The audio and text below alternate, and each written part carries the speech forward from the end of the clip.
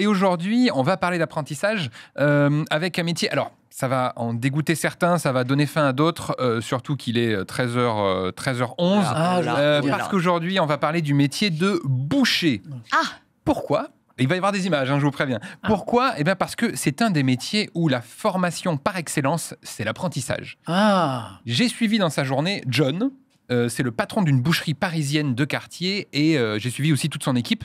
Alors tous sont anciens apprentis passés par sa boutique durant leur formation. C'est bien ça. Parce qu'il les prend après directement, il les embauche. Ils sont une vingtaine en tout et si John a autant envie de prendre des apprentis dans sa boucherie, c'est justement parce qu'il est passé par là lui aussi. Je vous montre ça. Oui, voilà. Ça fait combien de temps que tu fais ce métier ? J'ai commencé à 14 ans. Tu l'as ouverte à quel âge, cette boutique ? J'ai signé à 22 ans. À 22 ans, tu as ouvert ta propre boutique ? Ouais. Ok, ah oui, d'accord. Mais pour le coup, on a un métier où si tu veux, tu peux, sans aucun problème. Mais vraiment. Parce que c'est un métier où on recrute énormément. Il faut vraiment avoir la fibre commerçant, tu vois. Donc boucher, c'est pas boucher. Voilà, il y a des débouchés. Il y a des débouchés chez les bouchers. Je suis fier de moi. Lui, on renvoie la balle les deux. C'est l'humour de daron. C'est l'humour de daron. Exactement. J'ai mis quelques jeux de mots dans ma chronique, on va voir tout à l'heure. Donc, dès 14 ans, en fait, il a eu une révélation. Voilà, je veux être boucher. Aujourd'hui, sa boucherie, elle cartonne et elle est remplie d'apprentis à qui il veut transmettre le métier. Mais évidemment, il les embauche après derrière. C'est pas juste au prendre l'apprentissage et après ciao. Il les embauche derrière. Et je vous laisse écouter parce que justement, il parle de l'apprentissage lui aussi là-dessus. Ok. Alors moi, je suis à l'école de la formation d'apprentissage et aussi de la reconversion professionnelle. C'est pour ça que j'ai toujours 3 à 4 personnes en formation chez moi. C'est aussi à nous de faire en sorte de séduire aussi. Parce qu'il y a un moment donné, tu vois, dans la manière dont tu amènes, si tu veux, les gens dans ce métier, il faut qu'il y ait un truc un peu... faut qu'il y ait une petite flamme quand même qui se crée, tu vois. Tout à fait. Et ça, c'est à nous aussi, de proposer des formations et de proposer des trucs. Sa boutique, elle est trop belle. Ouais, non, mais c'était incroyable. J'ai pas fait attention parce que je l'écoutais. T'as envie d'y acheter. Vernation, si jamais ça vous intéresse. Ok, d'accord. T'as envie d'acheter la viande. Ouais, c'est une folie. Pour ceux qui mangent de la viande. Pour ceux qui mangent de la viande, évidemment, je précise. Et donc voilà, donc lui, il se sent aussi de pouvoir redorer aussi l'image de ce métier-là et de faire venir des gens là-dessus. Donc il le dit, c'est aussi aux formations et aux formateurs, finalement, de donner cette flamme de ce métier-là.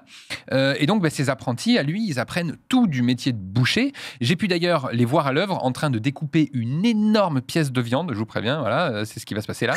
L'animal entier, quoi. Mais alors attendez, parce que vous allez le voir, moi, je n'y connais rien dans le secteur de la boucherie. Non. Et au début, je sais même pas de quel animal il s'agit. Regardez. Ah ouais. Ouais. Quel animal ? Alors ça c'est du bœuf. C'est du bœuf, ok. Ça c'est une raquette précisément, une raquette c'est l'épaule de bœuf si tu préfères. Et après on a des Ça tailles. fait une forme de raquette en fait, c'est pour ça. Voilà c'est ça. Ok, très bien. Okay. Donc, normalement ça c'est plutôt des morceaux à mijoter. Mais là ce que je vais retirer, on va retirer la surprise, donc c'est plutôt un morceau à saisir. C'est un morceau à steak. Surprise, ok. Voilà c'est ça. Ça s'appelle comme ça. Académiquement ça s'appelle le dessus de palette. C'est l'un des meilleurs, voire le meilleur morceau du bœuf. Il connaît, hein. Il connaît. Ah ouais. Alors on en est où de ce côté ? Du côté de la raquette. Retour à Roland Garros. Comment ça se passe ? Un chien, il il reste plus que l'os, quoi, hein, vraiment. Ouais voilà c'est ça. Ouais, donc il y a une dextérité de fou. C'est plus rien. Comme ça. Donc ça, c'était un de ses apprentis, justement. Donc moi, j'ai pu le suivre pendant 2 jours de tournage, en plus, dans la boucherie. Le problème, c'est que... alors déjà, attendez, parce que je me suis perdu dans ma chronique, mais être boucher, ça demande des connaissances pointues, autant que leur couteau, d'ailleurs. Oh, j'allais la faire. Et, voilà. Ça demande une... incroyable. On est connecté dans la connerie. Ça demande une dextérité affûtée. Comme les couteaux. Comme les je l'ai. Je me régale. Et un estomac en acier trempé. Je l'ai pas. Pourquoi ? Il l'avait pas. Quoi ? Les couteaux en acier trempé. Ah oui, j'avais perdu le fil. Ah oui, on parle de couteau. Alors pourquoi un estomac en acier trempé ? Parce que découper des morceaux de barbac, morceaux de viande là, dès 6h du matin, faut aimer ça. Hein. Ah ouais. Je vous laisse voir d'ailleurs, mais moi c'est... si, ça a une odeur de fou. C'est une odeur oui, c'est une odeur. Ça a une odeur, ça sent. C'est pas une odeur forte, il y a une odeur. Oui, mais à 6h du mat, c'est chaud. D'ailleurs, j'en parle en extrait.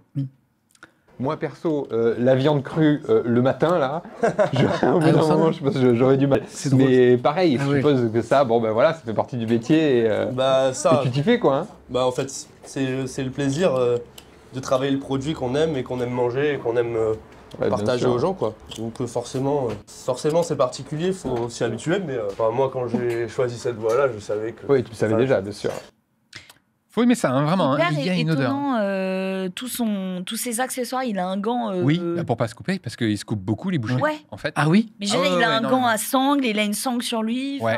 Ils ont une cotte de maille, quoi, carrément. Hein. C'est les chevaliers de la viande, quoi. Mais ouais, bien sûr, ils ont. Oui, c'est ça, c'est les chevaliers de la viande. C'est exactement ça. Mais vous voyez plein de détails que je vois pas. J'avoue, moi non plus, j'ai pas vu. Oui, ils ont un gant en fait, en cotte de maille, une vraie cotte de maille tout le long avec un tablier aussi. Métallique. Et du coup, si jamais il rip, c'est pour pas. Les chevaliers du beefsteak. Les chevaliers du beefsteak, c'est exactement ça. Mais voilà, en tout cas, la beauté de l'apprentissage, c'est qu'on apprend pas seulement la technique, comme on a pu le voir, mais il faut savoir aussi que John, lui, parce qu'il est passionné de ça, d'apprentissage et de transmettre, il leur apprend aussi le commerce, la relation avec les clients, savoir gérer une entreprise quand ils ouvriront leur propre boucherie. Bref, l'apprentissage, finalement, c'est la transmission. Et d'ailleurs, ça se ressent parce que dans sa boucherie, je vais vous laisser voir un ancien apprenti à lui, qui déjà, à son jeune âge, parle comme un boucher traditionnel parisien avec 40 ans de carrière. C'est vrai, regardez ça. Mignon. Oh là là, j'ai faim. Ah oui, pardon. Bonjour madame. Monsieur, bonjour. Vous voulez pas que je loue en escalope, hein? Du bacon? 10 tranches fines? J'adore. Ouais. C'est mignon. Ah, ça va vite, hein. On est tout bon?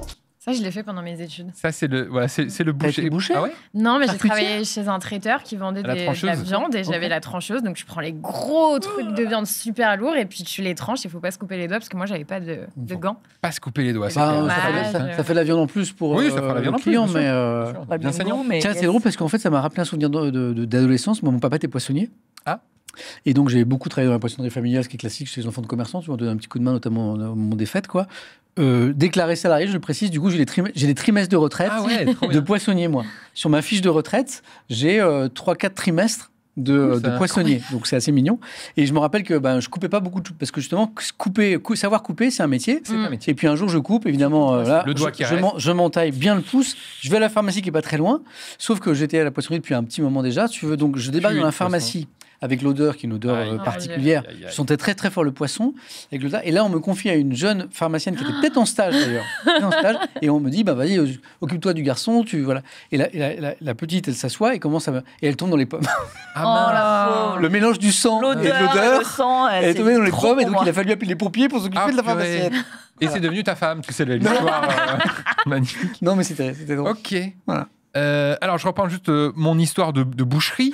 Je précise aussi que là, on a vu beaucoup d'apprentis masculins, mais c'est un métier qui est aussi ouvert aux femmes, comme tous les métiers d'ailleurs. Il n'y a pas de métier qui est... Voilà, il n'y a pas de restriction. On voit pas beaucoup de bouchères. Mais alors, je le précise parce que c'est une profession qui manque cruellement de femmes, justement, comme j'en parle avec John, le propriétaire de la boucherie. Ok.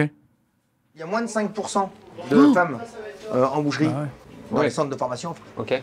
Faut savoir quand même que là, on dit qu'il n'y en a pas beaucoup. Par contre, celles qui sont sur le métier sont vraiment très très bonnes. On a une fille qui s'appelle Léo Dirigo, qui est à Vambrochy, qui est exceptionnelle, qui a été meilleure apprentie de France. C'est important de le dire, s'il y a des femmes qui sont motivées par ce métier, qui n'hésitent pas non plus. C'est pas un métier qui est fermé. Ouais, complètement. Bon, on espère. Il est drôle. Son phrasé est incroyable. Tu sens qu'il aime son métier, quoi. Oui, il a le phrasé du boucher parisien, c'est incroyable. Bref, donc l'apprentissage au final, que ce soit dans la boucherie, dans le BTP, dans le commerce, la restauration, l'automobile et tant d'autres secteurs, c'est l'une des meilleures façons d'apprendre un métier dans son intégralité. Avec un bon formateur, évidemment, ça va de soi. Comme John, qui est aussi tendre avec ses apprentis que l'est sa viande. Voilà. C'est beau. Et tu m'as parlé de salaire, tu me parles toujours de salaire. J'ai pas parlé salaire, oui. Désolé. Ça paye ou Je sais pas. Non, t'as pas. J'ai pas l'info là. C'est gratuit. En fait, les bouchers, ça dépend. Alors si, j'ai l'info. En plus, dans la vidéo, il y a. Désolé, je t'embête, mais. Non, mais c'est vrai. J'ai oublié de le mettre.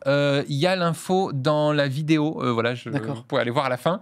J'ai oublié combien c'était. Donc la vidéo est sur la chaîne YouTube. Je sais pourquoi. En fait, il a exprès oublié le salaire. Ça vous irez voir. Pour que je dise, allez voir sur la vidéo sur la chaîne YouTube de Ludovic. Mais il est bon, il est très très fort. Exactement. Tout à l'heure dans le chat, la question a été posée parce que c'est une question importante, évidemment. Oui, et puis après, ça dépend quand on est boucher employé ou quand on a sa propre boucherie. Oui. Là, quand on a sa propre boucherie.